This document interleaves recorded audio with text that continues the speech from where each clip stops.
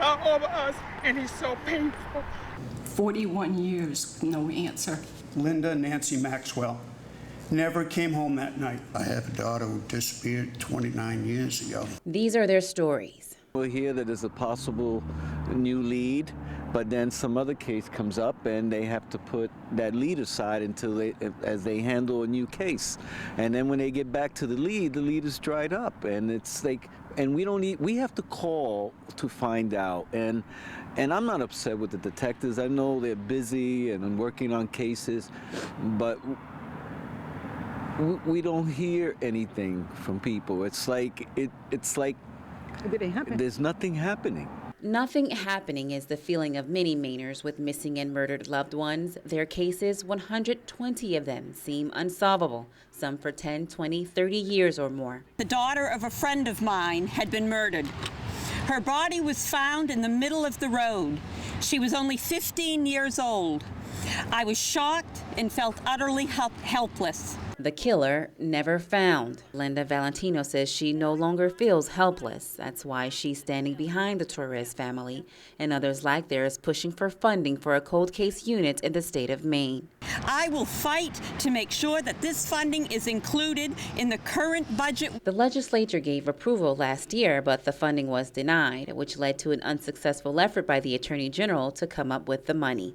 We did pursue federal funding, and it was turned down. This is a huge public safety emergency. We have allowed murderers to roam our streets. The current proposal allocates $500,000 for 2 state police detectives and a forensic chemist. Cold case units across the country have used new technology and renewed energy and have had measurable success in prosecuting older cases. Maine should follow suit. The governor's administration has even stated recently that there are other pressing priorities.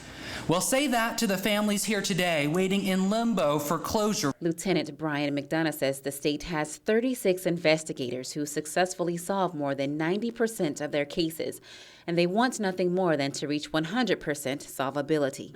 He didn't give a percentage for unsolved cases, but named about 10 resolved over the past decade. Any additional resources that we can bring into this unit would be welcome to try and bring closure to these cases. McDonough says they have 50 unsolved homicide cases in his unit, divided evenly amongst them. He says they're seeing more drug-related homicides and understands there may be competing priorities when it comes to funding. Those are front-loaded with extensive resources because it's so important to get these things solved up front early on. He says he wants the public to know law enforcement personnel across the state employ every reasonable measure to solve murdered and missing persons cases as soon as they happen. They're not forgotten by any means. That frustration is difficult. It's difficult for us. It's frustrating.